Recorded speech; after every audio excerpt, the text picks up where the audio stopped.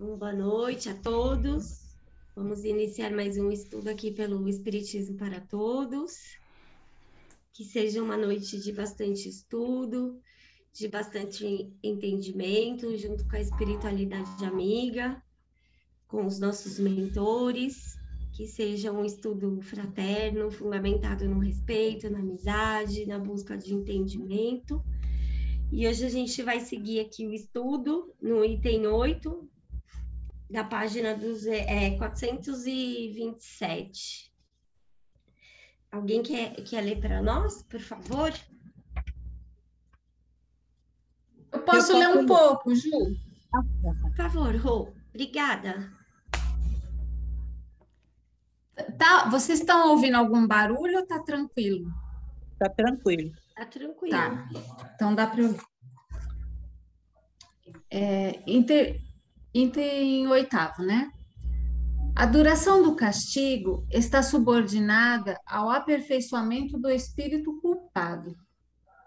Nenhuma condenação por um tempo determinado é pronunciada contra ele. O que Deus exige para pôr fim aos sofrimentos é o arrependimento, a expiação e a reparação. Em resumo, um aperfeiçoamento sério, efetivo, assim como um retorno sincero ao bem. Nota: didaticamente, podemos interpretar expiação como o aperfeiçoamento sério e efetivo, e a reparação, um retorno sincero ao bem. No item 23, Kardec define arrependimento como fato da livre vontade do homem. Ou seja, o espírito imperfeito primeiro conscientiza-se e escolhe superar sua condição. Faz então a escolha das provas como expiação, objetivando seu aperfeiçoamento, retomando assim ao bem, conquistando a felicidade ao desenvolver as faculdades de sua alma. Uma condenação por um tempo determinado qualquer teria o duplo inconveniente. Ai, desculpa, eu passei. O espírito é assim. Isso. O espírito é, assim, sempre o árbitro de seu próprio destino. Ele pode prolongar seus sofrimentos pelo seu endurecimento no mal, aliviá-los ou abreviá-los por seus esforços para fazer o bem.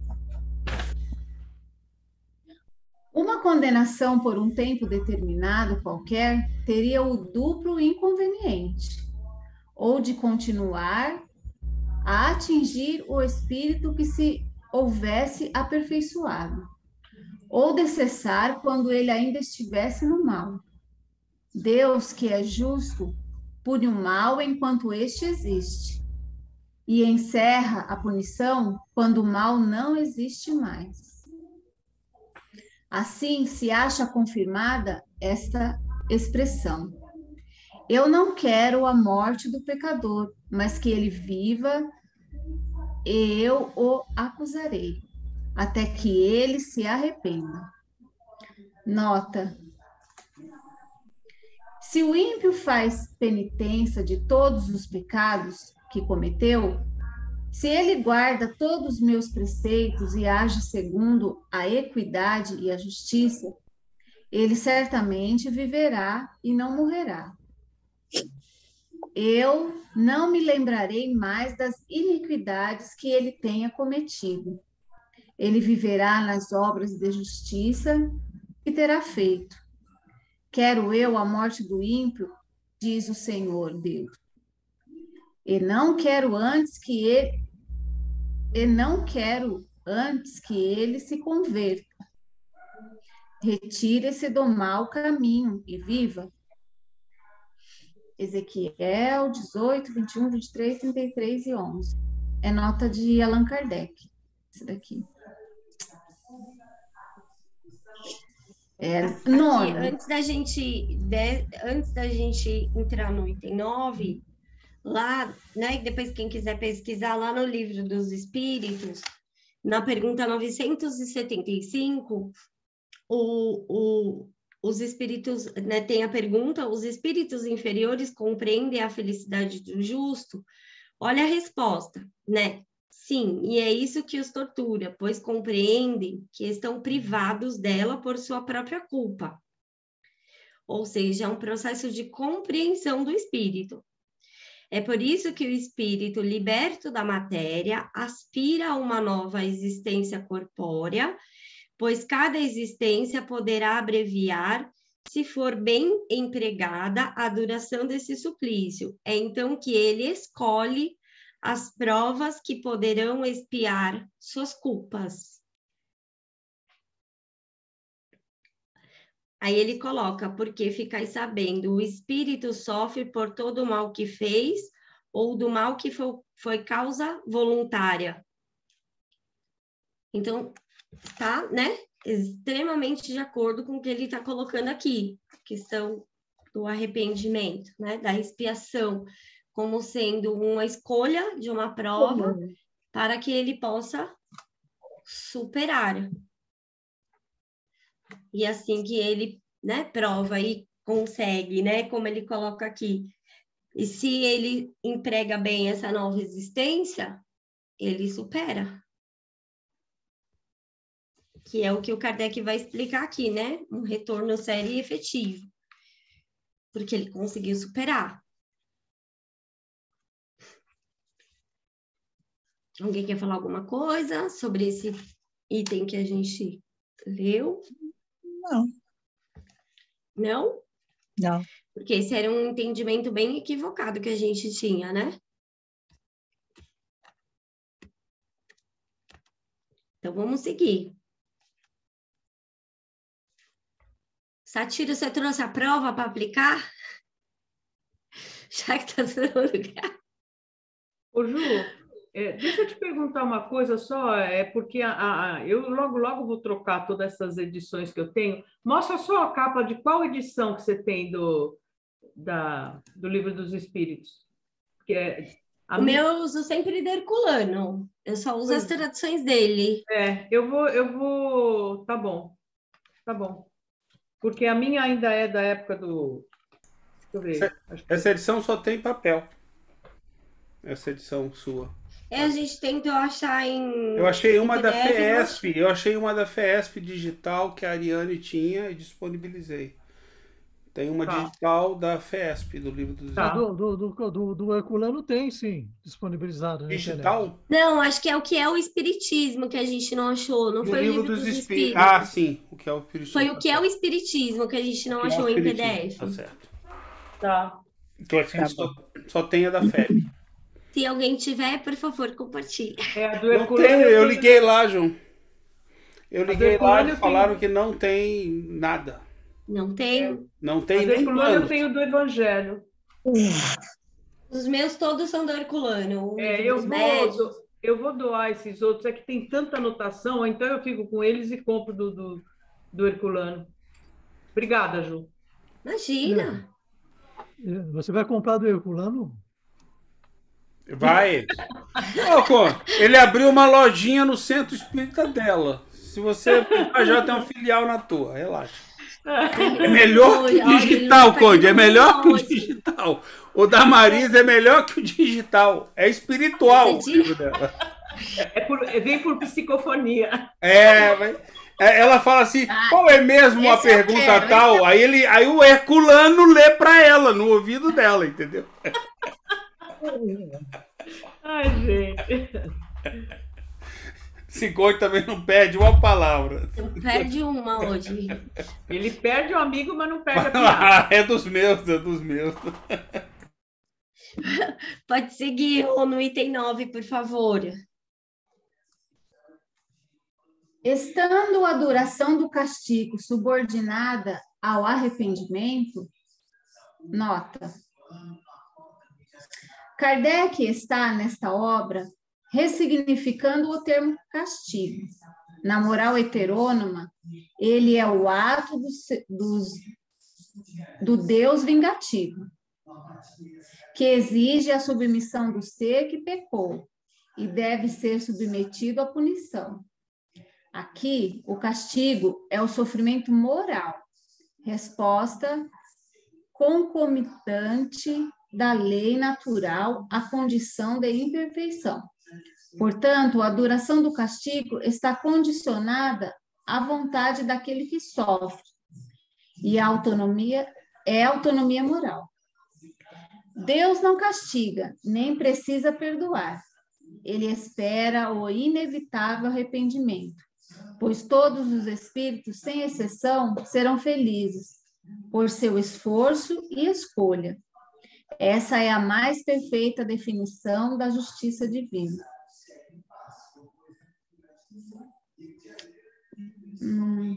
Estando a duração do castigo subordinada ao arrependimento, resulta daí que o espírito culpado que não se arrependesse e não se aperfeiçoasse, jamais sofreria sempre, e que para ele a pena seria eterna.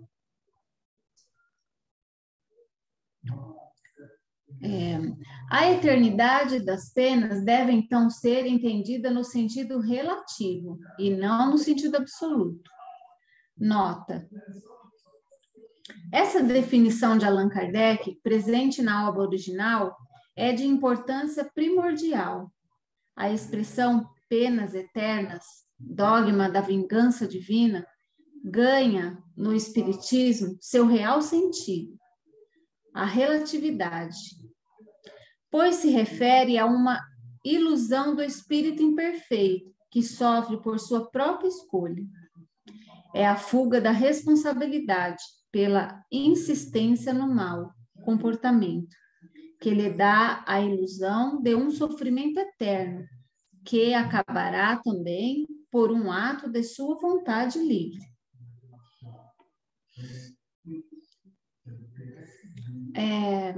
O 10, né? Item 10 agora. Alguém quer comentar ou já leu o 10? Meu Deus. O 10. Uma condição inerente à inferioridade dos espíritos é de não ver o fim de sua situação e de acreditar que sofrerão sempre. É para eles um castigo que lhes parece ser eterno. Nota: perpétuo é sinônimo de eterno.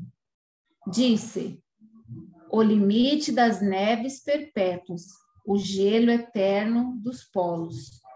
Disse também o secretário perpétuo da academia, o que não quer dizer que ele o será perpetuamente, mas somente por um tempo ilimitado. Eterno e perpétuo empregam-se, portanto, no sentido de indeterminado. Nessa acepção, pode-se dizer que as penas são eternas e se compreender que não têm uma duração limitada. Elas são eternas para o espírito que não vê seu fim. Nota de Allan Kardec. É interessante grifar aqui esse significado aqui, né, de perpétuo. Depois eu grifo. É uma percepção, né? É uma percepção interna de cada um de nós. E uma ressignificação. Quando a gente lê aí mais à frente essa palavra, a gente lembra disso, né? Porque ele usa o termo penas eternas, né? Mas a gente tem que lembrar que eterna é como se fosse... Cada um é que determina o que é. Esse indeterminado depende de cada um. Tem gente que acha que é eterno mesmo, que nunca vai acabar. Tem gente que por um tempo ilimitado. Mas necessariamente não é, né? Tá na mão dele acabar, só que ele não sabe quando vai acabar. É perpétuo porque ele não sabe quando vai acabar, né? Sim. Ele não vê o fim do seu, sofrimento. Então, ele entende quando ele fala aqui, ó, é uma condição inerente, né? Ele traz novamente a relação de inerência, a inferioridade dos espíritos. Porque ele não vê o fim da situação e de acreditar que sofrerão sempre. Então, aquilo, além de parecer um sofrimento eterno, parece, né, um castigo eterno, que é o que ele está colocando aqui. Mas aí ele classifica a questão das penas. Existe uma pena? Existe, mas ela tem a questão da relatividade, porque está ligada à relação de inerência desse espírito, né, o sofrimento. É uma condição. Na interpretação que esse espírito está fazendo, é um sofrimento que não tem fim, que não tem fim, que não tem fim. Mas aí a gente lembra, no momento que esse espírito, né, Evolui. faz todo esse processo de tomada de consciência, de identificar que a causa do mal está nele, e ele, né, se volta para modificar a sua conduta, as suas escolhas, o seu pensamento, imediatamente isso vai se transformando dentro dele. Porque um ato que ele faça no bem, Já causa. ele já sente, né, a felicidade proporcional ao ato, né, ao pensamento que ele teve. Ô, Juliana, Oi, Clá. então você veja, né, como a igreja nos imprimiu, né, essa questão do castigo, né? Porque, olha, está escrito, e Ezequiel é um texto que eles não falam quase nas missas. Eles falam sempre de Mateus, Lucas, de vez em quando, João, mas lá na nota 93, quando ele fala assim, a morte do ímpio, eu quero antes que ele se converta e retire-se do mal e viva. Quer dizer, ele já tinha falado, é que as pessoas não entendem, a gente continua ainda na infância, né? E a igreja não trabalha esses textos para depois desenvolver na homilia, né? Isso eles evitam. E quanto que a gente está assim ainda nessas séculos e séculos nessa cegueira, né? Verdade, claro. E ainda, né, tem a questão que eu hoje ainda estava lendo, né, o Céu e o Inferno, buscando, né, todo esse entendimento do bem e do mal, e lá, aonde ele vai falar o princípio, né, do duplo conceito do bem e do mal, como a gente ainda conduz as interpretações das situações como se existissem duas forças brigando, o bem e o mal. O bem e o mal. E Kardec é tão profundo, né, nesse entendimento que ele traz lá no capítulo 10, da onde que vem esse entendimento, né, do duplo conceito, como se existissem duas forças, e não existe, é uma força, é só o bem. E aí tudo se, né, isso é culpa do demônio, isso é culpa do demônio, isso é um mal, isso é um mal. E a gente fica nesse ciclo de entendimento. E o quanto isso aprisiona as pessoas. E é aquele conceito do mal que fazem para mim, né? É o conceito que se o mal não é uma força, ninguém pode fazer mal para você. Simples assim. Mas a gente teima em olhar e achar que tem alguém fazendo alguma coisa pra gente, porque a gente foi criado nessa cultura. A gente tem que passar a ter uma compreensão diferente, nem que seja ponto a ponto, momento a momento, vai mudando, vai percebendo que aquela pessoa que você por acaso está com raiva porque fez um mal para você, ela não fez nada para você, você que comprou para você, como diz uma amiga minha, não pega para você, você pegou para você e achou que aquilo fez mal para você, a pessoa não está nem aí, né? Isso dá casa bem com o tema obsessão. Eu tive que estudar no Centro Espírita um livro lá sobre obsessão, e o livro dizia assim, para não ser obsediado, faça isso. Isso tinha um rol, assim, você tem que fazer isso. Aí estudando o livro todinho, eu fiquei com o último capítulo, eu falei, gente, não precisava ter escrito o livro. Você não quer, você está num mundo imperfeito, não quer ser objeto de obsessão, não quer sofrer obsessão, melhore. Não precisa fazer isso, aquilo outro. É uma coisa interna sua. Porque o que é obsessão? Você é vítima mesmo do obsessor? Será que é vítima? Ou será que ele que era vítima? Você não sabe qual é a história? Os seus pensamentos estão atraindo ele? O que está acontecendo? Então, assim, você tem que Aí ele diz assim, coisas superficiais para você fazer para você não ser vítima de obsessão. Quando a questão não é o mal, não está no outro vem te fazer mal, parece que a gente está aqui e eles vêm atrás de nós para nos fazer o mal. Nós somos peça da engrenagem. Então, assim, o livro poderia ser assim, abre a página, melhore, progrida. Aí você não vai ser vítima da Evolua. obsessão. Evolua, Acabou o livro. Pronto, acabou. Mas isso aí não vai vender. Não. Muito simples, né? O conceito é muito simples. A dificuldade não está no conceito e nem na compreensão, está na aplicação. A dificuldade nossa é na hora de pensar. Onde acontece alguma coisa com você, a primeira coisa que você faz é procurar um culpado. Procurar onde é que está o erro da sua ação que causou algum desagrado a você.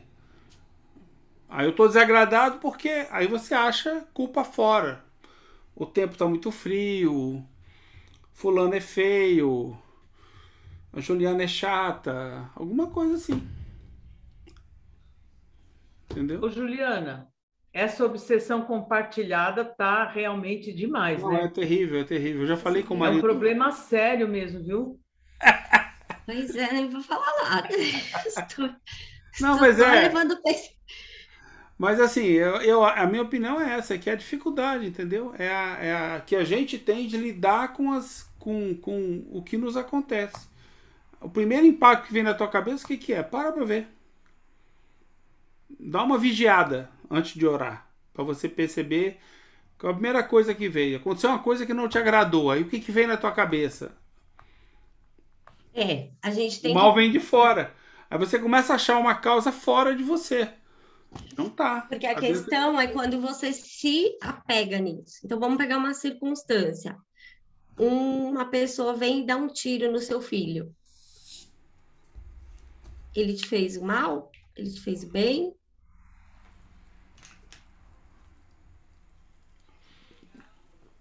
O que vocês acham? Acertou? Pra mim, tirou a vida do seu filho. Tirou a vida. Um tiro e tirou a vida do seu filho. Vocês acham que ele tá fazendo bem ou mal? Ele fez mal para ele mesmo. Ele fez mal para ele. Então, Depende da forma como você vê. Não, fez para mim também, Deus me livre. Depende da tá forma. vendo? Cada um vivencia de uma forma. Justamente. Porque na condição que a gente está, nem sempre a gente vai conseguir olhar para o outro e ter esse entendimento que a doutrina espírita traz. Olhar esse espírito como alguém que está doente, como alguém que precisa de ajuda. Com alguém que está num processo que ainda não compreendeu a lei divina. Com alguém que ainda está num processo que ele acha que ele tem o direito de tirar a vida de alguém. E não importa o motivo. É só para a gente refletir, para não entrar no julgamento. E muitas vezes, o que as pessoas, vamos supor, no dia do julgamento dessa pessoa que cometeu o assassinato, o que as pessoas falam? A justiça do homem pode ser falha, mas a de Deus não. Só que a pessoa entende a justiça divina como que aquela pessoa tem que aprender pelo sofrimento. Quid pro quo. Ela tem que pagar. E aí, muitas vezes, esse pagamento é uma forma, às vezes, mais dolorosa até do que, né, foi o incidente que tirou a vida daquele filho. Então, lidar com essa questão do bem e do mal é um processo profundo que a gente precisa sempre refletir. E começando no sentido de forças. Não existe duas forças, o bem e o mal. Não existe seres criados para o mal. Porque isso não vai de acordo com o atributo divino, com os atributos de Deus. Então, onde está a causa do mal? O que é o mal? É um estado perpétuo? Aquele espírito sempre vai ser mal? O Espiritismo coloca aqui não, que é um estado relativo, transitório daquele espírito. né? Então, é essa todo esse busca de processo compreensão que é que a importante. gente a gente tem que tomar muito cuidado, né? Quando a gente está estudando, para que a pessoa tenha um entendimento correto do que é a proposta que a doutrina espírita traz, né? Porque muitas vezes a pessoa tem essa visão. Não, ele me fez sim o mal. E questões delicadas, como o assassinato de um filho, como um abuso por um familiar, né? E coisas que são difíceis de lidar. Mas Como assim, que você Ju, lida? Ô, Ju, mas eu acho, Ju, que não é só nessas coisas mais dramáticas, não. Eu acho que é em coisas simples, entendeu? Aconteceu alguma coisa que me atrasou, eu vou logo achar um culpado fora de mim. Eu vou Sim, rapidamente. Ah, eu não cheguei na reunião a tempo porque não sei quem me atrasou, não sei o que, ou seja, e fala no sentido que alguém te fez mal, porque te atrasando. E na verdade não foi, entendeu? As circunstâncias acontecem, as coisas acontecem, e você fica achando uma causa externa para colocar a culpa, para dizer, não, tá vendo? Foi algo de fora. Então pode ser uma pessoa, pode ser um fato, pode ser qualquer coisa, entendeu? Aí você já está achando que existe mal no mundo e que esse mundo faz mal para você. Que esse mundo faz tudo para você. Se você quiser botar a culpa, você bota a culpa no mundo, entendeu? Então, assim, é essa mudança até mais simples que eu acho que a gente tem condição de começar a ver. Peraí, cuidado que eu podia ter saído mais cedo, podia ter chegado lá 15 minutos antes para garantir que se alguma coisa acontecesse. E aí eu não estou incomodado, entendeu? Aí eu não quero achar um culpado. Né? Por mais que haja um atraso, eu não cheguei atrasado. Aí talvez eu consiga, com a cabeça fria, sem emoções, né? Porque aí a gente se emociona rapidamente, fica com raiva até, você parar e pensar, falar, pô, peraí, mas na verdade, esse tipo de coisa acontece. Aí você chega à conclusão que esse tipo de coisa acontece, entendeu? Que às vezes o motorista estava num dia ruim, bateu o táxi, te atrasou.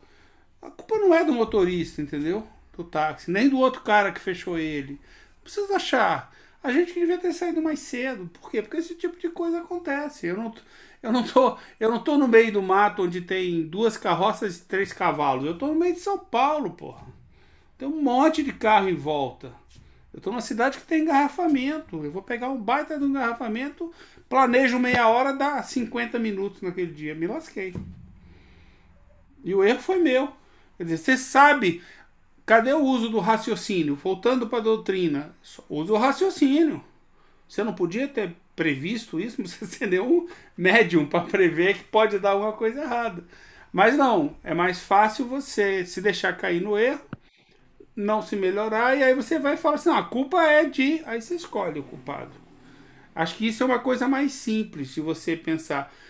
Não que a gente não deva almejar o entendimento que a Ju propôs, que é o entendimento perfeito do Espiritismo. Quando é que você vai lembrar que aquela pessoa não fez mal para você? Que ele é um irmão como você? De que ele é imperfeito como você? Essa é a nossa meta. Chegar lá. Entendeu? É muito fácil dizer, eu não sou capaz. E joga pro alto. Então tá bom. Tá bom. Aí realmente você nunca vai ser capaz se você deixar pra lá. Mas essa é a proposta do nosso estudo. É a proposta do que nós estudamos, aliás, né? Não do nosso estudo. Do que nós estudamos, a doutrina espírita. Né? Desculpa aí, Rosângela. Parece que o segredo cada vez mais está em prestar atenção nas nossas emoções. Porque a emoção, né, que vai ficar ali revoltado, matou meu filho, e vai dar todos os motivos, né? Agora, com a doutrina espírita e com o relato dos espíritos, a gente percebe que ele fez, se houver um mal, esse mal ele mesmo causou para ele, porque vamos supor assim, pode ter sido um acidente, que nem tem casos, né? que tá um amigo com o outro ali, brincando com a arma e acontece um acidente. Pode ser premeditado? Pode. Mas é uma causa de sofrimento moral para aquele que cometeu o ato. Mais cedo ou mais tarde vai ser uma causa de sofrimento para ele. E daí ele tem que ter o entendimento ali também da emoção, penso eu, né? E ele pensar a quais foram as causas ou as crenças que levou ele a cometer aquele ato e, e se perdoar e reparar, está disposto para reparação. Porque se ele ficar naquele sofrimento eterno lá, pensando, né, com ele, eu matei, também não vai ajudar ele, só vai atrasar ele, só vai paralisar ele no tempo. Olha, eu estou entendendo que vocês estão falando de espíritos encarnados até agora, né? Mas voltando ao texto, no item 10, no 11, o texto fala do espírito desencarnado. Tá certo o meu entendimento, Juliana? Aqui ele vai entrar, né? Ele vai fazer a questão: é possível que um espírito não se aperfeiçoe jamais? Dentro do entendimento espírita, a resposta é não, pelo entendimento da lei de progresso. Quanto tempo vai durar? Aí é a liberdade do espírito, né? Então, mas nesse caso, ele reencarna para se aperfeiçoar, não é sempre isso? Para o bem. Ele sempre pede, né? Para o bem. Mas não necessariamente ele vai conseguir superar em um, por isso que ele coloca aqui muito claro, né? Que às vezes não é em uma vida que ele vai superar um condicionamento que veio de várias vidas. Ele consegue melhorar? Consegue, né? Por exemplo, ele tem que se firmar no bem sempre, né? E vencer as tendências que ele herda. Quando a gente vê ali nos depoimentos, né, de alguns espíritos em expiação, você vê um processo bem consciente do espírito, voluntário, refletido, né? O senhor Arduino quer falar, eu acho. Senhor Arduino, o senhor levantou a mão e pode falar. Vocês conseguem me ouvir aí? Perfeito. Sim. Ok. Satiro, Arduini. Obrigado. Desculpe, Arduini.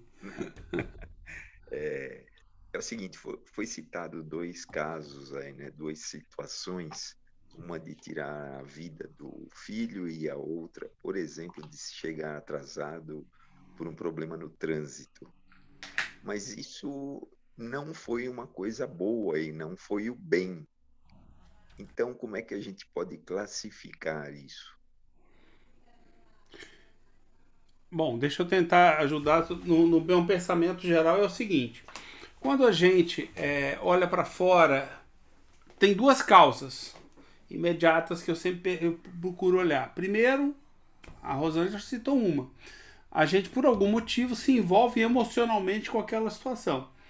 Posso ter sido uma experiência ruim no passado e criei aquele hábito e busco reagir, por exemplo, com raiva no trânsito, acusando alguém numa empresa quando tal coisa acontece ou algo parecido. Então eu percebo se não tem uma emoção envolvida, porque se tem emoção, não tem racionalidade envolvida. Você está respondendo pelas paixões. Tá? E a segunda é por falta de conhecimento. Né? Ou seja, eu acho que é natural uma pessoa que nunca foi a São Paulo e tem um compromisso e não tem ideia. Eu já vi um caso desse. A pessoa sair com 40 minutos, ela falou, vou sair com 1 hora de antecedência. O problema é que ela não viu que ela estava 2 horas do lugar que ela ia chegar. E ela realmente chegou mais de 1 hora atrasada. Ou seja, faltou conhecimento, faltou um pouco de bom senso, não é bom senso, mas de inteligência para saber o seguinte: espera aí, vou perguntar na portaria do hotel quanto tempo leva daqui até lá, assim que eu chegar. Eu vou perguntar para o cara do táxi como é que está o trânsito, se ele pode me levar, quanto tempo ele leva, que eu tenho que estar em tal horário lá. Ou seja, faltou conhecimento, faltou uso, no mínimo uso de inteligência, né?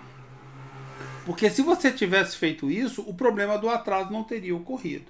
Dito isso, a culpa passa a ser de quem? Quando você tem essa percepção do trânsito, do motorista de táxi que você pegou que era ruim, dos motoristas em volta que você passa a odiar mais do que tudo naquele momento, né? Porque ninguém anda e tá um caos né? Quer dizer, só quem já ficou preso numa situação dessa sabe o que é, principalmente em São Paulo.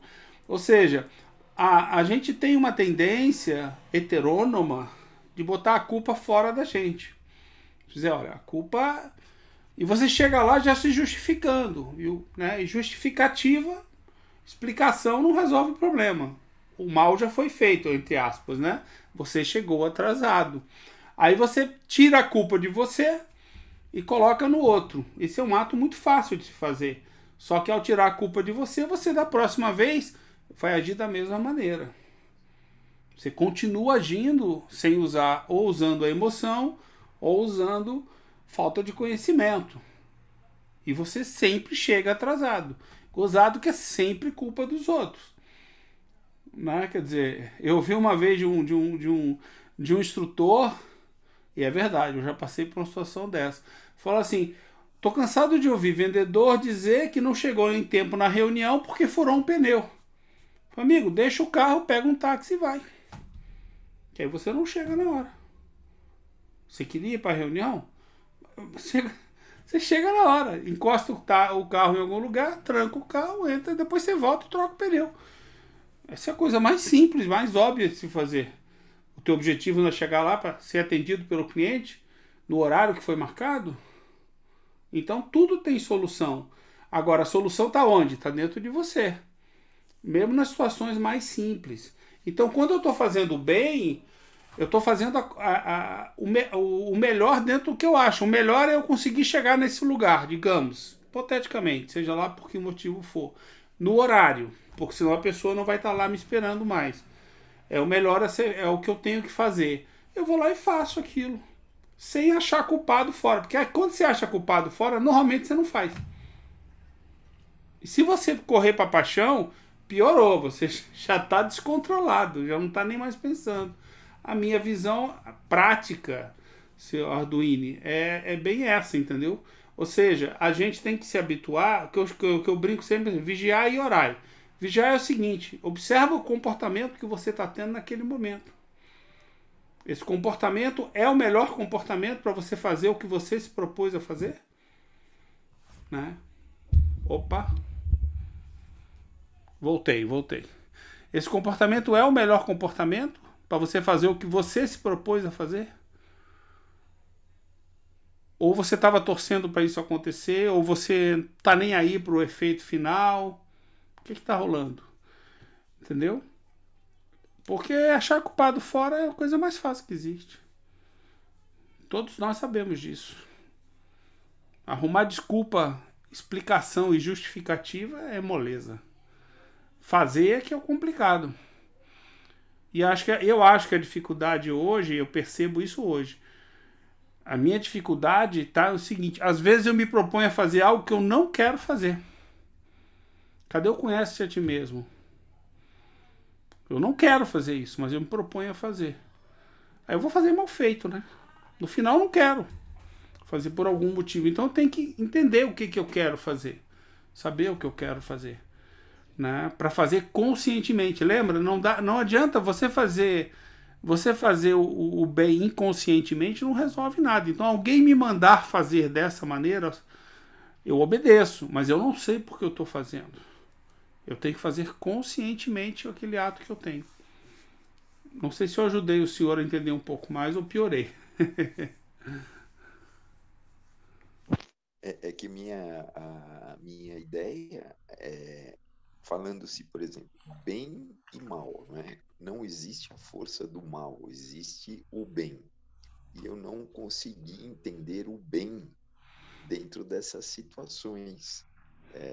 Por quem passa por elas. Como é que eu consigo, vamos dizer assim, localizar o bem dentro de uma ocorrência como essa. As situações... Quando a gente fala assim, ó, duas forças, no sentido do entendimento, como se existisse um Deus que fizesse tudo de bom e como se existisse um espírito do mal, no sentido, né, que se entende nas religiões, o demônio, que quer destruir a obra de Deus. Então, quando Kardec vai trabalhar a questão do bem e do mal, ele vai fazer separações. Então, ele vai trazer lá, né, no estudo do mal. O mal existe e possui uma causa. Mas não o mal enquanto uma força, no sentido de que nem a avó falou, de um obsessor que é um mal. Não no sentido de um ser criado para o mal. Porque é nesse sentido que Kardec vai desconstruir esse entendimento de duas forças. Certo? Tipo, anjos e demônios. Deus criando os anjos, né, como auxiliares e os demônios vindo entre eles o chefe deles. Porque lá no entendimento, né, quando Kardec vai trabalhar o entendimento do duplo princípio do bem e do mal, ele vai trazer a visão das religiões, que a gente ainda vai, né, perpassar por esse estudo. E aí ele vai trazer esse entendimento do bem e do mal. Aí ele vai colocar, deixa eu ver se eu consigo abrir aqui. Tá aqui no Céu e Inferno. Que eu queria ver se eu conseguia abrir aqui para todo mundo conseguir ver. Mas espera, que eu abro aqui, ó. Ele coloca assim, ó. Tá lá no capítulo 10.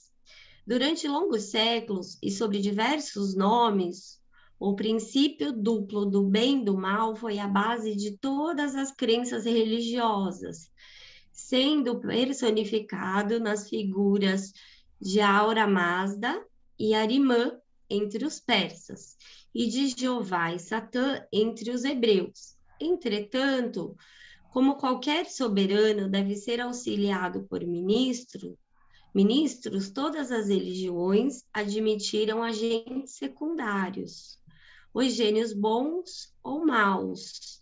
Os pagões os representavam através de uma inumerável multidão de individualidade, cada qual com atribuições especiais para o bem e para o mal, para os vícios e as virtudes, e as quais deram o nome genérico de deuses. Os cristãos e os muçulmanos receberam dos hebreus os anjos e os demônios, né? E aí ele vai trabalhar a doutrina dos demônios, que tem sua origem, portanto, na antiga crença dos princípios do bem e do mal. E aí ele vai trazer a análise apenas do ponto de vista cristão, né? E aí ele vai trazer um entendimento que o chefe deles, né, que seria Lúcifer, se revoltou contra Deus, por Deus ter escolhido, né, Jesus Cristo como verbo divino, como mediador e salvador, né? Como aquele que encarnou como um filho do homem. Então, Kardec vai trazer a desconstrução desse sentido de força, de um ser, né, que está sempre voltado para fazer o mal. Então, a primeira coisa que ele começa, né, a desconstruir na Gênese é esse sentido, de duas forças. Porém, ele vai deixar claro, o mal existe e existe uma causa, certo? E aí, onde ele vai... Deixa eu ver aqui o itemzinho, para depois, quem tiver a Gênese aí quiser abrir, né? No item 4 do capítulo 3, ele vai colocar: o mal existe e existe uma causa. Então, ele coloca: há várias classes de mal, o mal físico e o mal moral. Também podemos classificar os males entre aqueles que o homem pode evitar e os que são independentes da sua vontade. Quais são os que são independentes da sua vontade? Seriam os flagelos naturais, porque a gente vê os flagelos naturais e a gente olha e fala, poxa, isso foi uma coisa má que aconteceu, uma coisa ruim. E aí ele vai explicar o porquê isso, que muitas vezes a gente interpreta como se fosse o mal. Vamos supor um flagelo natural. Não teve lá aquele incidente que as pessoas estavam no barco e caiu a pedra? E aí o que ele fala? Só que dentro dos próprios flagelos naturais, né, dentro desses males, existe aqueles que o homem pode evitar usando a sua inteligência, certo? Isso é uma pontuação que ele está fazendo. Então, ele vai falar que no item 5, o homem recebeu uma inteligência por meio da qual ele pode afastar ou ao menos diminuir estes efeitos. Então, ele está falando, os males físicos aos quais está exposto, né, constituem um incentivo para o exercício da sua inteligência e de todas as faculdades pertinentes, né, ao espírito. E as faculdades, né, físicas e morais quando a gente está aqui no corpo. Então, uma vida em que a gente enfrenta vicissitudes, ela serve para que a gente use as nossas faculdades físicas e intelectuais para superar. Isso é uma pontuação que ele está trazendo. E depois ele vai perpassar, né, lá no item 6, ele vai falar, existem os males mais numerosos, que são aqueles que o homem cria pelos seus próprios vícios, provenientes da onde? Do orgulho, do egoísmo, da ambição, da ganância e dos seus excessos em todas as coisas. E aí é onde você começa a desenvolver a imperfeição. Não é isso que a gente está estudando? Criando hábitos, fazendo atos inconsequentes, deixando levar pela emoção. Só para finalizar, seu Arduino, é porque eu não gosto de colocar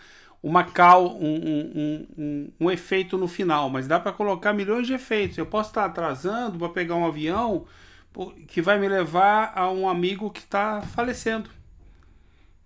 Olha o mal que eu posso estar fazendo em várias circunstâncias. Eu posso estar no meio de um engarrafamento com o meu filho com um braço com uma doença muito grave. E eu estou preso no meio do engarrafamento. Quem fez mal para você? Mas a gente costuma olhar para fora e ver o mal lá fora. Então, assim, as vicissitudes da vida, elas são o que são. Não são nem boas nem ruins. Nós é que as transformamos em coisas boas ou ruins. E vivemos essa dualidade. Se isso não é bom, só pode ser ruim. Não foi legal isso que aconteceu. Dá licença só um pouquinho. A Marisa tá... Pode falar, Marisa. Eu levantei a mãozinha lá. O que eu entendi é que o seu Arduino, ele deu o exemplo seguinte. Ele não estava conseguindo entender, no exemplo da pessoa que mata um filho, aonde estaria o bem nisso. Então, o que eu entendi, seu Arduino, é assim, não é que nós estamos falando que o bem, que isso estaria um bem. Ele não está agindo de acordo com as leis divinas. Então, ele não está praticando o bem. Ele está, vamos dizer, infringindo, ou por desconhecimento, ignorância, ou porque ele conhece, mas mesmo assim quer continuar. É isso que a Juliana e o Satiro estão falando, que o senhor Arduino estava entendendo que, no exemplo de um ser que mata o filho, né? Ou um ser que mata o outro, aonde estaria o bem? Então, não é isso que quis dizer. Ele estava entendendo dessa forma. É que a visão isso, do bem e do mal vem de dentro de nós. Não, então, Satiro, mas assim, para ele, a menos que eu esteja enganada, mas quando ele disse assim, eu não estou conseguindo enxergar aonde está o bem no caso daquele que mata, por exemplo, um filho meu. Ele estava achando que nós estávamos dizendo que ainda assim existe um bem aí. Não. Essa pessoa que faz isso está agindo em não conformidade com as leis divinas. Sim, mas isso essa que eu pessoa não admiro. está nem fazendo o bem nem fazendo o mal. Não somos Sim. nós que julgamos. É Sim. ela mesma que vai sentir se ela fez o bem ou se ela fez o mal. Então, mas o seu Arduino estava entendendo dessa forma. É isso, seu Arduino? A minha visão também Tá baixo. é do pai que passou, né, por essa circunstância. Está muito baixo. Tá me ouvindo agora? Tá. Fala um pouquinho mais alto só, seu Arthur. Então, Melhorou. por exemplo, o pai, nessa situação, um pai, para ele isso foi mal, não foi o bem. Não é? É claro que eu entendi tudo que foi colocado, sim, agradeço, né, as explicações, mas para quem vivencia o fato, e principalmente, é claro, para quem não tem esse conhecimento, vai interpretar como sendo mal isso, causado por alguém, não é? Vindo esse mal de fora, não é? Então, por aí. Porque, olha, seu Arthur, quando eu falo assim, ó, da questão das forças, não sei se ficou claro, mas o outro trechinho que Kardec aqui, ó, ele vai falar lá no item 7 da Gênese. Se houvesse na criação um ser encarregado do mal, ou seja, no sentido de um demônio, de um ser criado para o mal, o homem não poderia evitá-lo, assim como perpassa pela questão da obsessão. Se realmente Deus criou uma força do mal, eu não poderia evitar. O que Kardec está querendo desconstruir é essa ideia de força, de demônio, de um ser criado eternamente para o mal. E na sequência ele vai colocar assim, ó. Contudo, tendo a causa do mal em si mesmo e ao mesmo tempo tendo seu livre-arbítrio e por guia as leis divinas, o homem evitará quando desejar, né? Aí, mais para frente, ele vai trazer todo o processo de desenvolvimento do espírito, né? O instinto, a inteligência, a escolha, o livre-arbítrio, o desenvolvimento do senso moral. Neste processo, né, do desenvolvimento da inteligência, você começa a compreender, fazer escolhas. Quando você está fazendo uso da sua inteligência racional, ou seja, a sua inteligência que raciocina, e você faz uma escolha má, a responsabilidade é sua, porque foi refletido. Por isso que tudo perpassa pelo desenvolvimento psicológico do espírito. No momento em que ele fez uma ação, lá em que ele era selvagem, em que ele foi lá e tirou a vida do outro, ele ainda não tem a percepção. Todo esse processo de inteligência racional desenvolvido. Então, por isso que a gente vai estudar todo o processo de desenvolvimento do espírito, desde lá das primeiras vidas humanas, simples e ignorante, muito mais próximo de um animal do que, né, de um espírito puro, e aí onde ele faz o fechamento do capítulo, é o abuso que constitui o mal, e o homem abusa conforme o seu livre-arbítrio. Mais tarde, esclarecido pelo próprio interesse, ele escolhe livremente entre o bem e o mal. Então, é uma escolha do espírito, né? Eu posso escolher fazer ou não fazer. Conscientemente que aquilo eu estou fazendo mal. Eu tenho consciência que eu estou prejudicando o outro. Eu estou lesando o outro, seja roubando, seja... Diga-me. Não, eu concordo aí com Marisa no que ela falou aí, a interpretação dela em relação ao que o senhor Arthur estava perguntando, né? E eu acho assim que o exemplo da morte de um filho por outra pessoa é um exemplo forte, muito forte. Eu acho que a gente não está nessa condição ainda de entender através da razão uma coisa dessa, a não ser com o tempo, né? Que a gente vai processando. Eu lembro muito daquele caso daquele menino Ives Ota, um japonesinho que foi assassinado, né, na década de 90, eu acho que em São Paulo, e que o pai transformou a morte dele em um exemplo de luta, né? De busca pela justiça, e transformou também em ação benéfica para outras pessoas, né? Fez várias instituições, ele até já desencarnou também, né? Se eu não me engano. Então, assim, num primeiro momento, eu acho que a gente não tem essa condição de entender e de aceitar e dizer, o outro é doente, fez isso, fez aquilo outro. A gente não está nessa condição ainda de espírita, né? De espírito evoluído.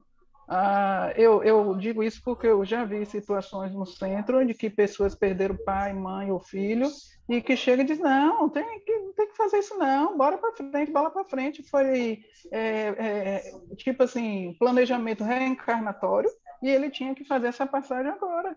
Cadê a sua fé? Cadê a sua resignação?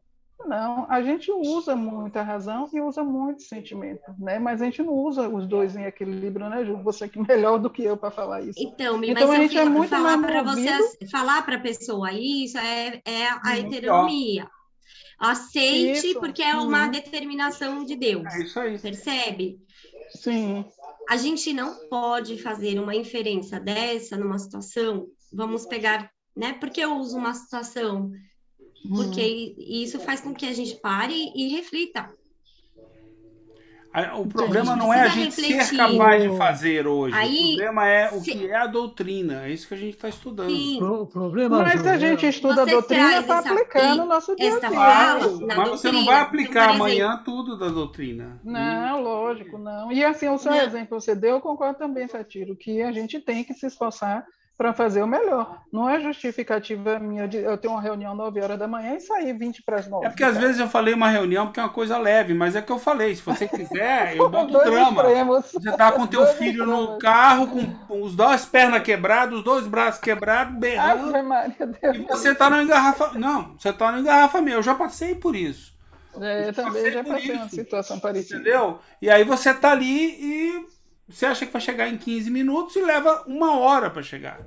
E seu filho do lado berrando, é a mesma coisa. Aí você, a culpa é do mundo, entendeu? Da cidade inteira a culpa. Do mal que estão me fazendo.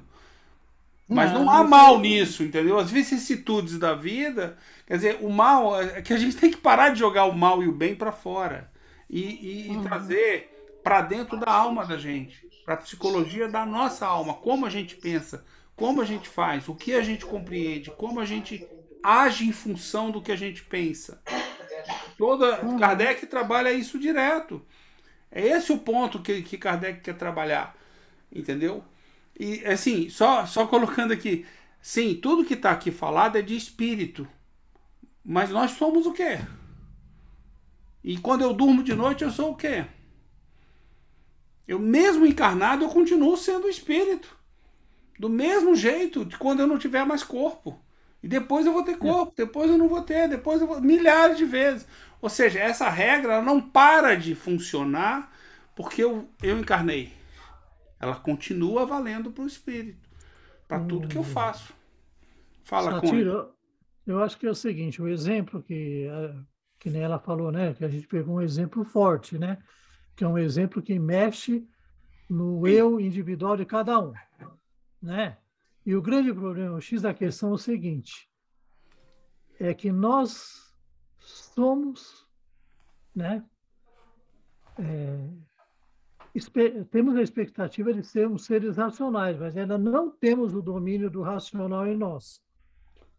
E nós acreditamos que aquilo que é temporário é perene, porque nós não fazemos uso da razão.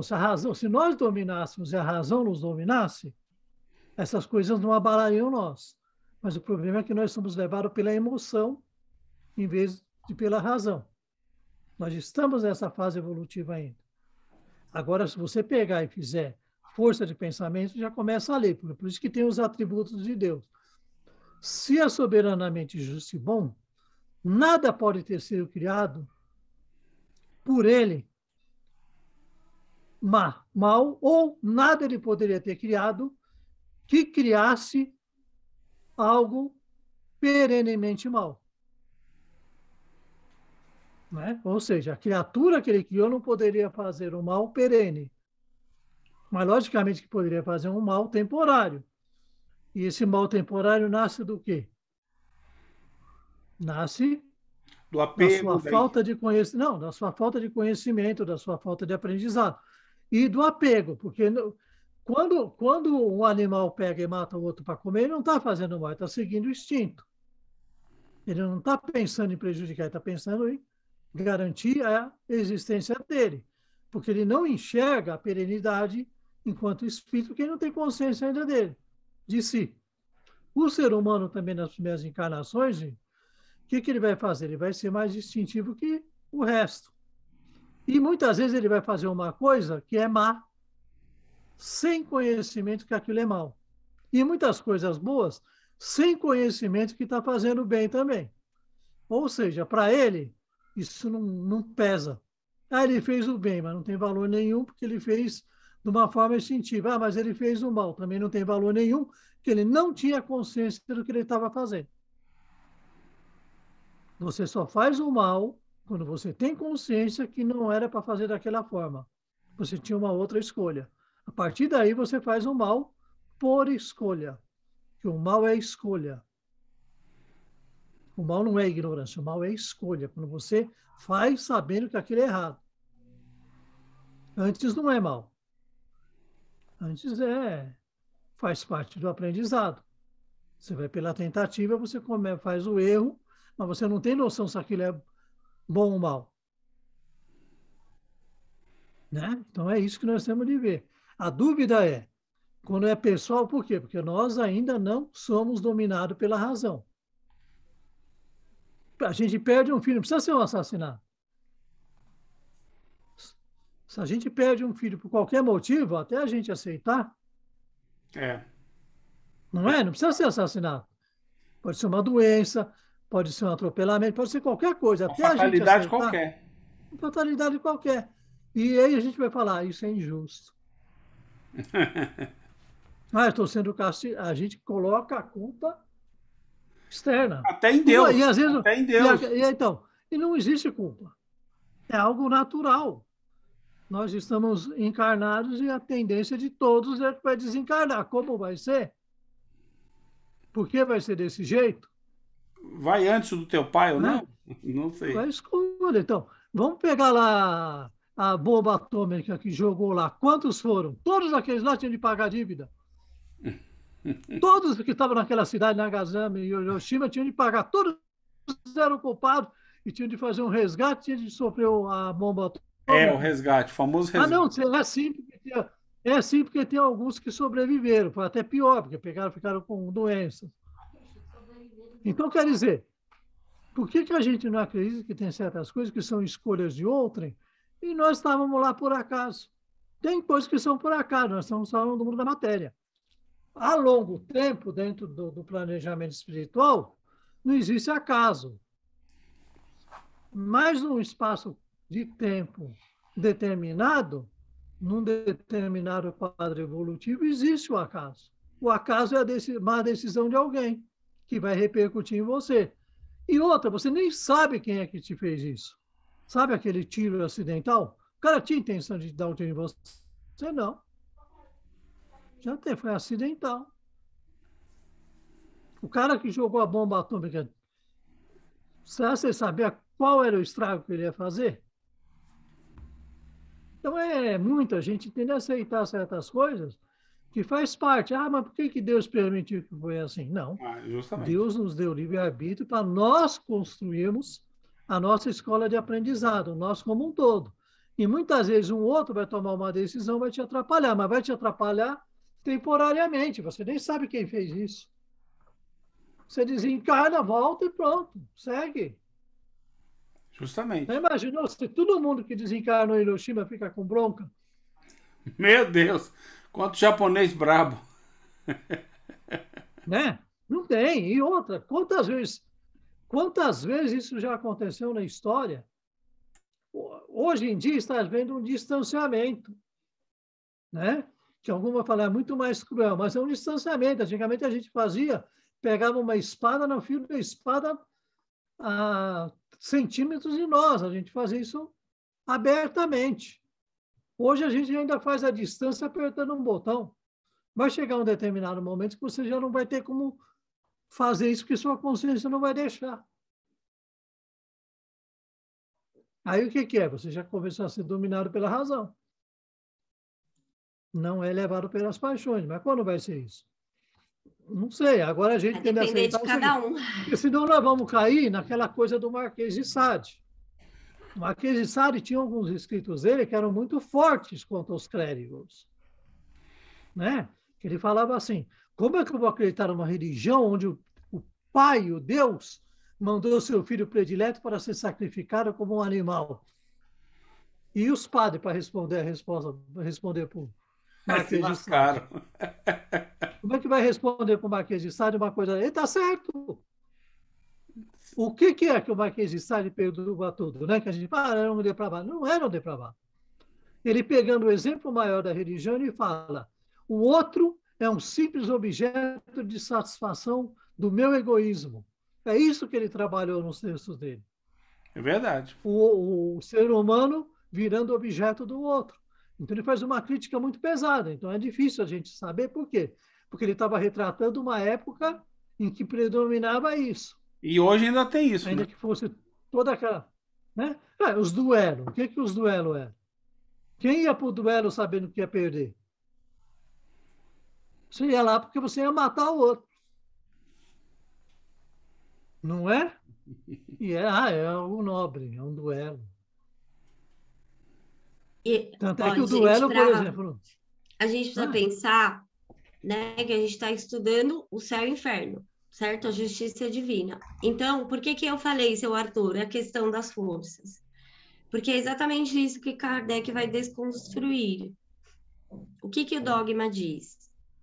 Que existem anjos, que existem demônios, que um espírito que faz o mal, né, ele é condenado a uma pena eterna no inferno.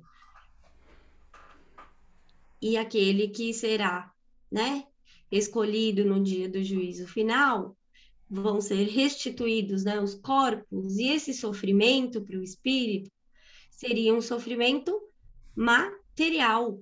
É o corpo que vai queimar, gente. E aí Kardec está desconstruindo esse entendimento primeiro, né, da questão do corpo, que tem, quando a gente estudar o céu e o inferno, ele vai trazer lá a visão da igreja, né, de que a alma estaria sempre ligada ao corpo, a gente vai perpassar por tudo isso. Kardec está desconstruindo esse entendimento. Não existe uma perna eterna, não existe um espírito criado por Deus que vai estar condenado eternamente. Não existe duas forças. Existe o bem. O mal que a gente vê no mundo é fruto das nossas escolhas, né, conscientes erradas, porque ali você já tem a capacidade de compreender e escolhe. Você faz um mau uso da sua faculdade que devia ser útil. Então, o que é o desenvolvimento do egoísmo, do orgulho? Quando eu tenho uma aptidão natural em mim e eu uso essa aptidão para o meu bem próprio e não para o bem coletivo. Eu não sou útil para a coletividade. Não importa a coletividade, importa a mim. É o meu apego material, né, Ju? É o meu apego material ao prazer, à dor, às paixões. Orgulho e egoísmo, certo? E isso eu vou desenvolvendo imperfeições. Então, quando Kardec está trabalhando o céu e o inferno, não existe sofrimento físico no sentido de uma imposição por Deus, como o dogma diz. Justamente. O que existe são penas morais, sofrimento moral. Muito bem lembrado, Ju. Né? Consequências morais, uma ciência filosófica que vai estudar a consequência moral, né? Que vai ter uma relação de inerência com esse espírito. Mas aí é onde Kardec é muito claro lá no capítulo 7 da doutrina das penas eternas. Ele vai colocar aqui, ó. Deixa eu ver aqui, ó. A doutrina das penas eternas ou seja, uma condenação eterna, assim como a do inferno material teve a sua razão de ser enquanto essa crença representasse um freio para os homens, pouco avançados intelectualmente e moralmente. Eles não tinham capacidade de compreender o que é uma pena moral, o que é um sofrimento moral. Então, era necessário esse entendimento de castigos físicos. Da mesma forma como estes seriam pouco ou nada dissuadidos pela ideia de penas morais. Não o teriam sido tampouco pelas penas temporárias, não teriam nem mesmo compreendido a justiça das penas gradativas e proporcionais, porque não estavam aptos a compreender as nuances frequentemente delicadas do bem e do mal, nem o valor relativo das circunstâncias atenuantes ou agravantes. Que é tudo isso. Por isso que eu trouxe um exemplo que às vezes faz a gente parar e refletir.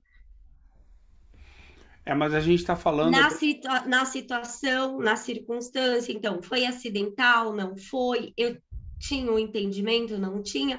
Quem é que sabe? Só o próprio espírito. O resto é julgamento.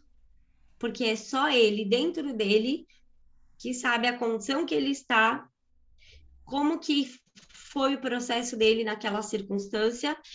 Então, Kardec, ele está trazendo toda a desconstrução desses entendimentos dogmáticos.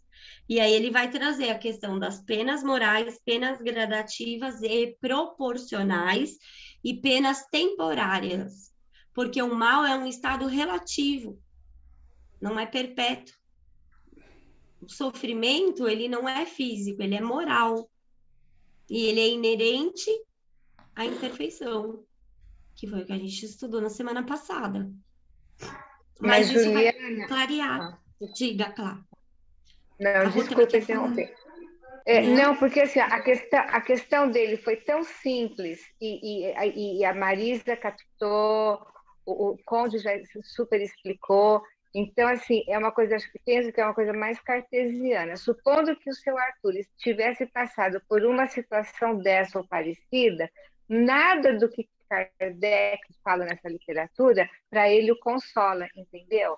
Porque é uma experiência que talvez ele tenha vivido. Vamos nos colocar que isso pode ser que tenha acontecido. Então, ele ficou curioso, né?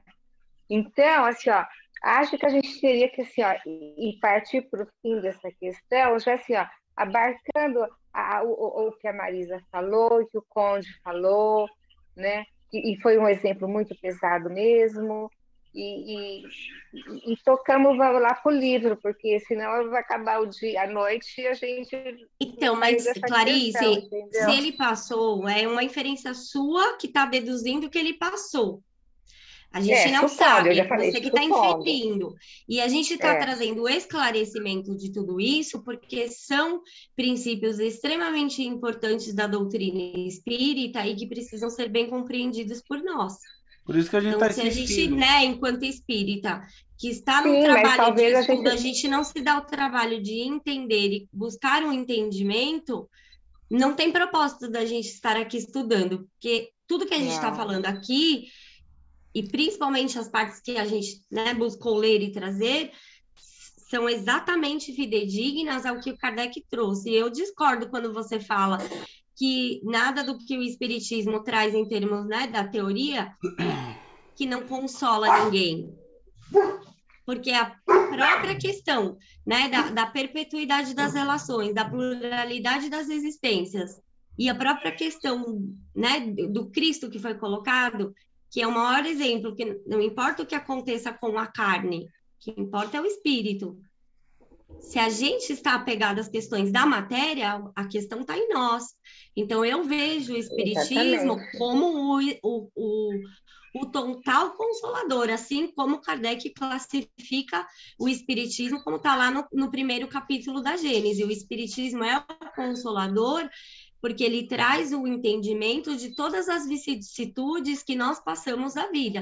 E é somente pela fé racional que a gente vai poder chegar à compreensão de Deus, Então, dos seus atributos e das suas leis. sem dúvida. É isso que a Mas gente então, está assim como o desenvolvimento intelectual do espírito, encarnado e desencarnado, é gradativo. Então, por exemplo, eu posso, ok, eu li isso, tá bom, vou meditar e refletir sobre isso. Mas eu talvez não esteja preparado intelectualmente, emocionalmente, para aceitar isso como verdade e buscar nisso um consolo. Talvez eu precise graduar mais um pouco o meu conhecimento, tanto emocional como intelectual. Por isso que, assim, não é uma coisa que a gente chega e vamos impor isso. Não é. Mas ninguém está impondo, a gente está estudando e refletindo, não é imposto. Porque e a gente frisa sempre o processo psicológico, Clarice. Qual é o processo de desenvolvimento psicológico? Como falou, a gente está cansado de colocar a questão psicológica do entendimento daquele espírito. Então, a gente não está para ferir a consciência. A gente não está aqui para dizer que todo mundo tem que fazer isso. Espírita. Não, a gente não está aqui, nunca teve, para dizer que todos aqui têm que fazer o que o Kardec disse. Faz se quiser, na ordem da sua mas aí o que está legal é assim, que foi assim, uma observação tal, e está gerando bastante assim, entendimento. Eu não vejo o bem nessa situação. Ok, aí, entendeu? Bom, não vê o bem, mas não foi uma coisa, foi mal. Mas ele botou uma pergunta. Ele falou: eu não estou vendo, me ajuda a entender o que está acontecendo. Foi esse o nosso entendimento. Aí a gente entrou trabalhando em cima de conceitos da teoria que Kardec nos trouxe, que os espíritos nos trouxeram. Senão eu não estou ajudando ele. Fala, não vejo bem, não vejo mal. Fala, bom, então o senhor, quando chegar na hora certa, o senhor vai perceber o bem, o senhor vai perceber. É óbvio que ele vai. Daqui a 1, 2 ou 5 mil vidas. Todos nós vamos. Mas nós estamos aqui para estudar. O estudo, o que é? O estudo é por isso que a gente repete a mesma coisa. E quando a gente repete, não é porque a gente faz. É porque a gente está estudando, a gente está repetindo para a gente mesmo e está tentando ajudar os outros a compreenderem. Só isso, mais nada. Deixa eu falar uma coisa. Quando nossos estudos, quando a Juliana, logo no começo, falou, né? Vamos falar um exemplo de uma pessoa dar um tiro no seu filho. Os outros falam, é forte, mas faz parte, né? Aí eu pensei, a Juliana está perguntando, fez um mal para quem? Para o pai ou para ele mesmo? Hoje eu posso pensar assim porque eu venho estudando. Não, o mal para o pai é momentâneo, é assim que estou entendendo. É momentâneo, vem junto com a emoção. Agora, o mal mesmo foi para ele mesmo, porque para o pai, ele vai depois, né?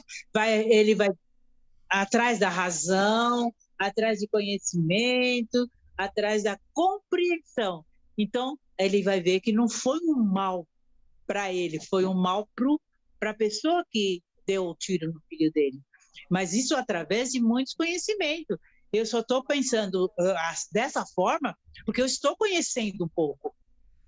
Então, não tem como ficar... Exatamente. Esse é o objetivo da pergunta que eu fiz. Porque a pergunta que eu fiz isso foi um bem, isso foi um mal? O que vocês entendem? Para quem? O mal e para quem? E saber... E aí essa é a reflexão. E saber... Essa é a reflexão. Mas vamos supor que eu vivencie uma situação dessa. No primeiro momento, a minha reação seria agir pela emoção, a raiva. Sim. Por isso, todo o processo psicológico, entende? Porque eu preciso dominar as emoções. Quando tiraram a vida do Cristo, ele agiu com o quê? Com a emoção? Com a raiva? Qual foi o exemplo que ele trouxe? Alcançamos a condição dele? Não, mas ele é o nosso exemplo moral. Para amanhã. É Jesus. Se a gente não tomar as atitudes dele e em situações que a gente vivencia, pensar no exemplo que ele deu, dê a outra face, faça diferente. Quando uma pessoa, a virtude que você conquista é quando alguém te faz o mal, você retribuir no bem.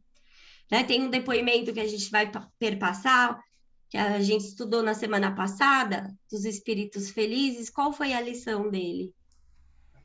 Todas as pessoas que me fizeram mal, eu paguei com o bem. E essa é a condição dele. Mas para alcançar a felicidade que a gente tanto, né, almeja e deseja, é necessário esse aprendizado. Porque aí sim é uma virtude. Eu pagar o bem, né? Eu responder a pessoa que me fez o mal com o bem. Nossa, minha mãe já tem mais de 50 anos que morreu. Ela vivia falando para nós isso. O mal se paga com o bem. Só que ela não tinha a condição de estar explicando isso, mas ela sempre falava isso. Porque o bem está em mim, é uma conquista minha, né? Por isso a gente traz as reflexões, para a gente refletir em toda a proposta, né, psicológica de desenvolvimento, principalmente no capítulo do bem e do mal. Que ele vai trabalhar tudo isso, todo esse processo que você precisa passar, dominar as suas paixões, dominar as suas emoções, fazer uso, né, desenvolver as suas faculdades da alma. É aí que o espírito vai dominar a matéria. A gente já alcançou essa condição? Não, senão a gente não estava aqui. Mas se a gente não busca esse entendimento para refletir, né, nas nossas ações, nas nossas escolhas, nas circunstâncias que a gente vivencia, e seja ela desde uma situação no trânsito até a perda de um ente querido, né, a morte de um ente querido, seja da forma que for. Você vê, a gente percebe o quanto ele não fez o mal para ele, vem o pai do Ives, né? Olha o que ele fez, olha como que ele cresceu, esse pai, essa família, o pai e mãe, né? Como ele cresceu em relação a essa morte. Bom exemplo. Se a gente for pensar um pouquinho filosoficamente, o ato não foi nem bem nem mal, nem bom nem ruim. Eu lembro do Sócrates falando na República de Platão, né? Ele não fala do mal. E quando ele fala de vícios, de paixões, de imperfeição, ele fala dos deuses que os escritores trazem nos poemas, né? As histórias, né? Que os escritores inventam, né? Porque daí ele pega um vício ou uma emoção humana e pega e dá o nome e diz que foi um deus que foi criado pelo outro, pelo outro, pelo outro. Por exemplo, o amor é um deus, é um filho de outro, acho que é da Afrodite, mas com outro lá. Então, eu estava pensando em relação à guerra. Quando o soldado ele vai para a guerra, ele vai com aquela instrução, né, ali moral, de que ele está fazendo o justo, que ele está defendendo a pátria dele, que ele está defendendo os cidadãos ali que não pode se defender por si. Mas a gente sabe que tem casos de pessoas que foi para a guerra e quando voltou, mesmo que eles venceram, né, eles voltaram cheios de traumas, né? Que até hoje muitos guerrilheiros fazem tratamentos, porque é tanta matança e aquilo que foi passado para eles a princípio que não, que eles estão indo lá fazer o justo, que estão defendendo os mais fracos e tal. Mas a matança que tem, né? Aí mistura com as crenças que eles têm religiosas, né? E aí cria um conflito e a pessoa fica sofrendo muito depois que volta da guerra, né? Eles ganham prêmio, condecoração, mas, gente, isso não refresca, né? Então, eu estava pensando comigo, não é o ato que é nem bem, nem mal, nem bom, nem ruim. É a percepção daquele espírito a partir daquilo que ele fez, da escolha que ele fez. Então, quando o senhor perguntou, né, o que tem de bom e de ruim aí no matar, né? Aí você pensa, matar o filho, tá, pode ser por acidente, pode ser proposital. Aí as pessoas que vão para a guerra,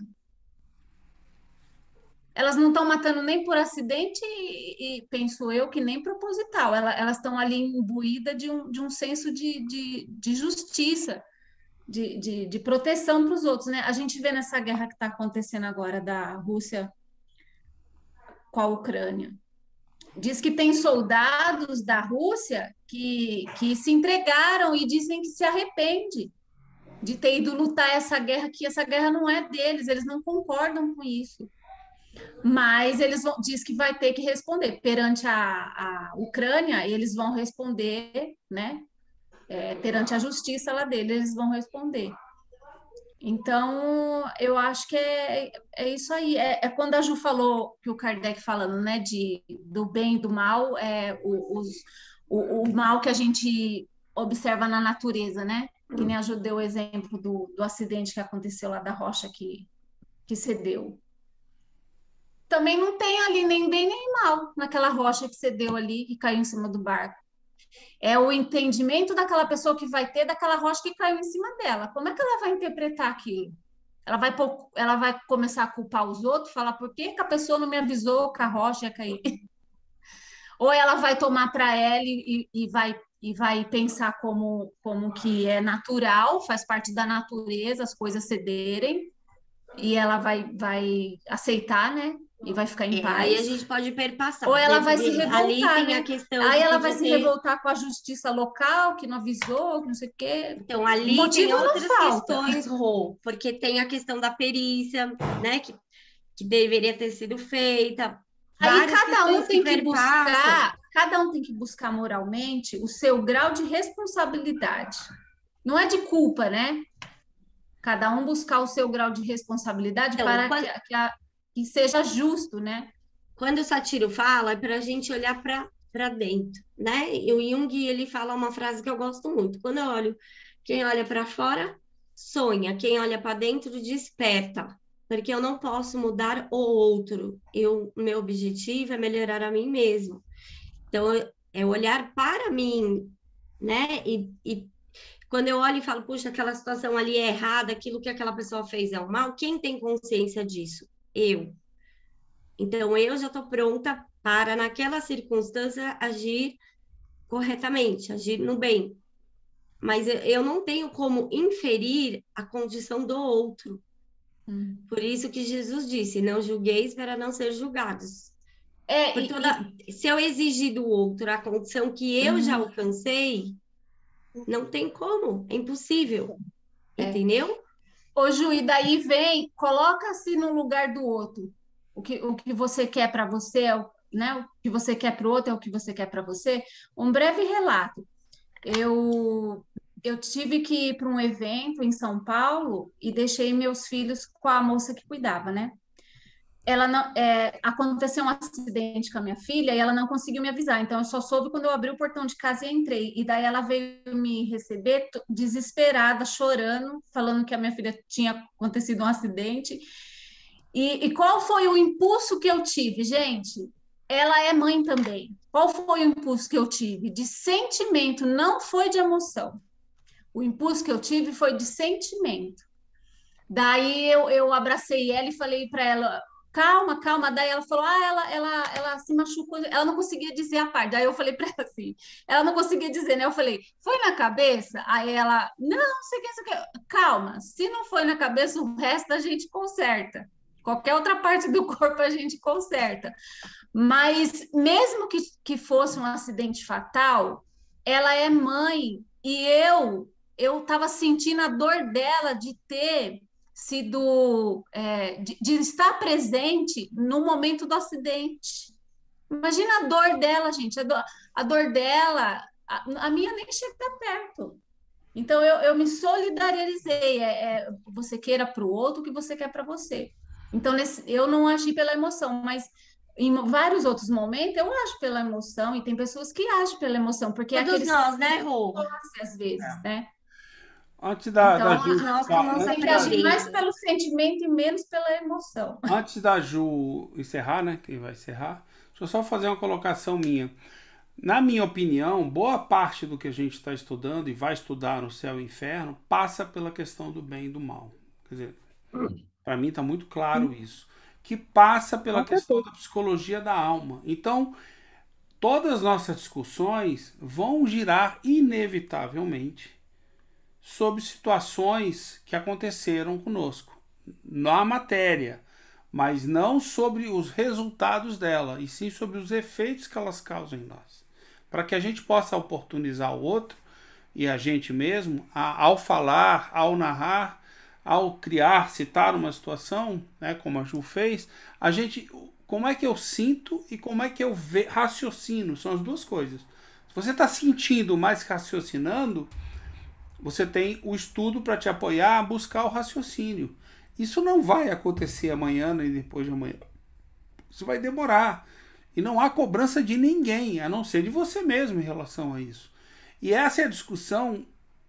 Olha, eu já passei 3 estudos inteiros na Gênesis só falando 2 parágrafos, no bem e o mal. Porque isso é normal. A gente não tem pressa, né? A gente quer o Não, e a gente entendimento. não tem pressa nenhuma de andar com isso. A gente quer que as pessoas vão até o seu limite. Quando você chegar no seu limite e tem alguém que está buscando ainda alguma resposta, a gente vai com a pessoa. Quando todo mundo fica, não, deu. Então tá bom, então vamos em frente. Entendeu? E esse a gente sabe por experiência até própria, né? No meu caso é própria. Eu sou apaixonado pelo capítulo do bem e do mal na Gênesis. É o meu capítulo, de todos os capítulos. Entendeu? Volta e meia eu volto lá e releio ele. Né? E tenho feito isso muito ultimamente, nos últimos 2, 3 meses. Então esse capítulo, ele é muito forte, porque ele é aquele lado, e hoje a gente está tendo uma visão melhor de que nós não estamos falando, por exemplo, de lei do progresso, é evolução da humanidade. Não, não é evolução da humanidade. Lei do progresso é evolução minha, do meu espírito. Eu como psicologia. Como é que eu estou me melhorando? É isso que é inexorável. E não a humanidade. Os resultados materiais não interessam. Eles não interessam. O do espírito, as leis são do espírito. Então quando você começa a olhar o tempo inteiro para isso, dá um baque mesmo. E você começa a ter que reaprender a pensar, parar de pensar nesse mundo material e voltar mais ainda para dentro de você. E olhar para você o tempo todo. E quando você for discutir, discute lembrando que você está falando da sua alma, da alma dos espíritos. Não é só da sua alma, da alma dos espíritos. Como eles fazem, por que eles fazem, como eles fazem, que processo eles seguem. Ponto final. É isso que a gente está estudando. Basicamente é isso que a gente está estudando. Né? Então, por exemplo, nesse exemplo que você trouxe do seu filho, tem uma história, né, verídica que a gente vê lá na história do filme do Chico. A babá estava andando com a criança de bicicleta, a criança caiu, bateu a cabeça, né? E aí vem todo o desencadeamento do tumor, tudo. E foi todo um processo que essa mãe viveu, e tem o depoimento, né, dela, que ela foi na Fátima Bernardes, acho que na Maria Braga também, e ela deu o depoimento dela como mãe, né? A mãe mesmo do menino, não a personagem do filme. E aí ela, quando o Chico pergunta para ela, né? Você já perdoou a babá? Aí ela fala, já perdoei. Você já agradeceu a babá? Porque se fosse você que tivesse conduzindo a bicicleta e o seu filho caísse, em consequência disso o tumor e em consequência disso o desencarne. É um exemplo de uma mãe que perdeu, né, um filho de uma forma, de um acidente, vamos colocar assim.